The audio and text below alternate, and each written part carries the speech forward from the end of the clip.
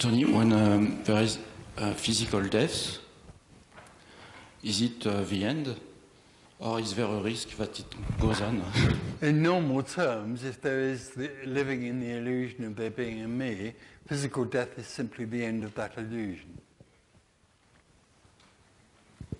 Physical death is the end of the illusion that there is someone that's separate. That's all it is. So there is no risk that when the body dies, there is still some spirit or anything?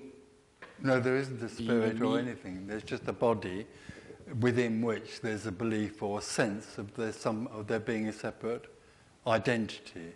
When the body dies, when the body literally in what we call dies, that is no longer there. It can't be supported because it's supported in the body. It's a held energy in the body. When the body dies, that energy isn't there anymore. Or there can be a collapse of the energy, the apparent energy of separation in the living body. They're both the same thing. And nothing continues because there was never anything there before. So, the idea that after death something continues is based on the idea that there was somebody before that who would die. Nobody was born, nobody lives, nobody dies. But I mean from the perspective of delusion. The illusion has all sorts of strange ideas about reincarnation and energy going on after death because it wants to think it will continue. The me is absolutely invested in self, in continuing after death. So you get all sorts of stories about reincarnation. It's just the desperation of the me who's afraid of not continuing. And whatever appears from the perspective of this body. Whatever appears to me is an object as a separate arising, something that's separate to this. That's the delusion that the me lives in, that everything that's arising for it is a separate object. And from your perspective, still whatever arises seemingly like where you are. Well, no, I'm not anywhere, but what arises is what is. All that's left is what is. When there's no one, all that's left is what is and isn't. That, the floor, it's just what it is. Not for anyone, it just is what it is. It can't be described and it can't be known. There's nothing here that knows there is what is. There's only what is. It's a paradox. But what is depends on where this body is located? Not at all. The body is just another what is. The body and the walls are all the same thing. They are simply what is. There isn't anything in the body anymore. There's no centre in the body. There's nothing in the body. The body is just the body. But when this body is here, it can see it's not here. These walls. The body is something that's here. There isn't anything in it.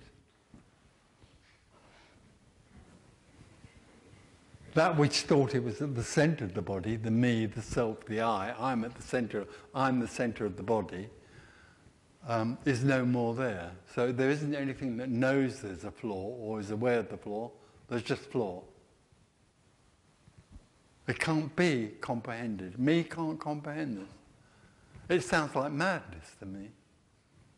But it's the natural way that everything is. All there is what is.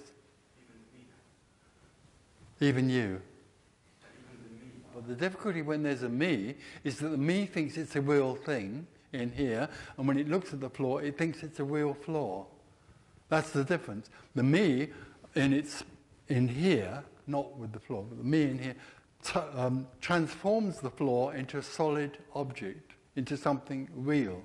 When that me drops away, it's quite, well, not obvious to anyone, but the floor is then what it naturally is, energy flowing. It is and it isn't. But for me, it only is. That only is. The chair only is a chair. Ask a physicist. A physicist will tell you that the floor is atoms in that form, then it's particles, then it's quarks, and then it's nothing. It's energy. It's energy taking that form. That's the natural reality, which the seeker longs for. The seeker longs for that, but can't find it. But who is the seeker? The seeker is wholeness or oneness or energy appearing to be a seeker.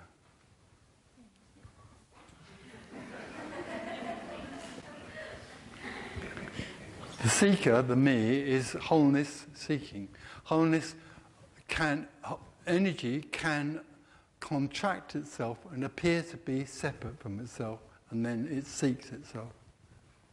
But it can't find itself because itself is everything.